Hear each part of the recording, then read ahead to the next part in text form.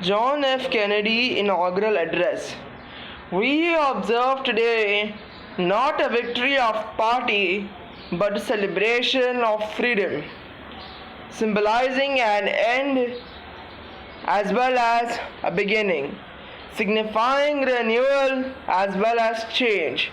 For I have sworn before you, and Almighty God, the same solemn oath our forebears prescribed nearly a century and 3/4 ago. The world is very different now, for man holds in his mortal hands the power to abolish all forms of human poverty and all forms of human life. And yet the same revolutionary beliefs for which our forebears fought are still at issue around the globe. The belief that the right of man come not from the generosity of the state but from the hand of God. We dare not forget today that we are the heirs of the first revolution. Let the word go forth from this time and place to friends and foes alike that the torch has been passed to a new generation of Americans born in this century, tempered by war, disciplined by a hard and bitter peace, proud of our ancient heritage, and unwilling to witness or permit the slow undoing of those human rights to which this nation has always been committed, and to which we are committed today at home and around the world. Let every nation know, whether it wishes us well or ill, that we shall pay any price, bear any burden, meet any hardship, support any friend, oppose any foe, in order to assure the survival and success of liberty. This much we pledge and more. To those old allies whose cultural and spiritual origins we share, we pledge the loyalty of faithful friends. United, there is little we cannot do in a host of cooperative ventures. Divided, there is little we can do, for we dare not meet a powerful challenge at odds and split asunder. To those new states whom we welcome to the rank of the free, we pledge our words that one form of colonial control shall not have passed away merely to be replaced by a far more iron tyranny. We shall not always expect to find them supporting our view, but we shall always hope to find them strongly supporting their own freedom, and to remember that in the past, those who foolishly sought power by riding the back of the tiger ended up inside. To those people in the huts and villages across the globe struggling to break the bonds of mass misery, we pledge our best support to help them help themselves for whatever period is required. Not because the communists may be doing it, not because we seek their votes, but because it is right. If a free society cannot help the many who are poor, it cannot save the many who are rich. The few were rich. To our sister republics south of our border, we offer a special pledge to convert our good words into good deeds in a new alliance for progress, to assist free men and free governments in casting off the chains of poverty. But this peaceful revolution of hope cannot become the prey of hostile power. Let all our neighbors know that we shall join with them to oppose aggression or subversion anywhere in the Americas. and let every other power know that this hemisphere intends to remain the master of its own house.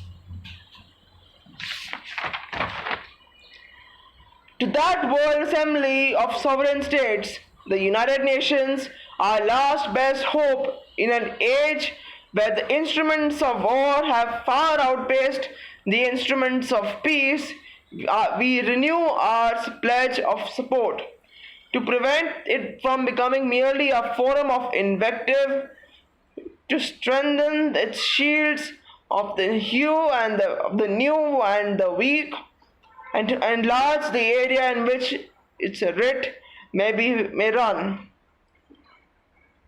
Finally, to those nations who would make themselves our adversary, we offer not a pledge but a request to both sides begin anew the quest of peace before the dark power of destruction unleashed by science engulfs all humanity in planned or accidental self destruction. We dare not tempt them with weakness, for only when our arms are sufficiently beyond doubt can we be certain beyond doubt that they will never be employed. But neither can two great and powerful groups of nations take comfort from our present course. Both sides overburdened by the cost of modern weapons, both rightly armed by the steady spread of the deadly atom, both yet racing to alter the uncertain balance of terror that stays in the hands of mankind's final war. So let's begin anew, remembering on both sides that civility is not a sign of weakness and sincerity is always subject to proof. Let us never negotiate out of fear, but let us never fear to negotiate. Let both sides explore what problems unite us instead of belaboring those problems which divide us. Let both sides for the first time formulate serious and precise proposals for the inspection and control of arms, and bring the absolute power to destroy all other nations under the absolute control of all nations. Let both sides seek to invoke the wonders of science instead of its terrors. Together, let's explore the stars, conquer the deserts, eradicate disease, tap to the ocean depth, and encourage the art and commerce. Let both sides seek unite its heed to heed in all corners of the earth the command of Isa to undo the heavy burdens and to let the oppressed go free. And if a beachhead of cooperation may push back the jungle of suspicion, let both sides join in creating a new endeavor, not a new balance of power, but a new world of law, where the strong are just and the weak secured and the peace preserved. All this will not be finished in the first 100 days, nor will it be finished in the first 1,000 days, nor in the lifetime of the administration, nor even perhaps in our lifetime on this planet. But let us begin. In your hands, my fellow citizens, more than in mine, will rest the final success or failure of our course. Since this country was founded, each generation of Americans has been summoned to give testimony to its national loyalty. The graves of young Americans who answered the call to service surrounding the globe.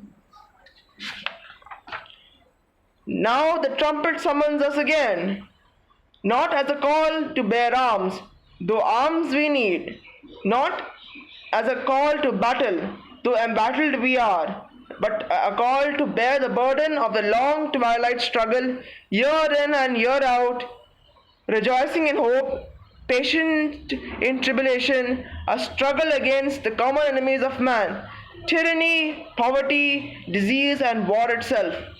Can we forge against these enemies a grand and global alliance, north and south, east and west, that can assure a more fruitful life to all mankind? Will you join in this historic effort? In the long history of the world, only a few generations have been granted the role of defending freedom in this hour of maximum danger. I do not shrink from this opportunity. I welcome it. I do not believe that any of us would exchange places with any other people or any other generations. The energy, the faith, the devotion which we bring to this endeavor will light our generation and all who serve it. And the glow from that fire can truly light the world. And so, my fellow Americans, ask not what your country can do for you, ask what you can do for your country. My fellow citizens of the world, ask not what America will do for you, but what together we can do for the freedom of man. Finally, whether you are citizens of America or citizens of the world, ask of us on the same high standard of strength and sacrifice which we ask of you. With a good conscience, our only sure reward, with history as the final judge of our deeds, let's go forth to lead the land we love, asking His blessings and His help, but knowing that here on earth, God's work must truly be our own.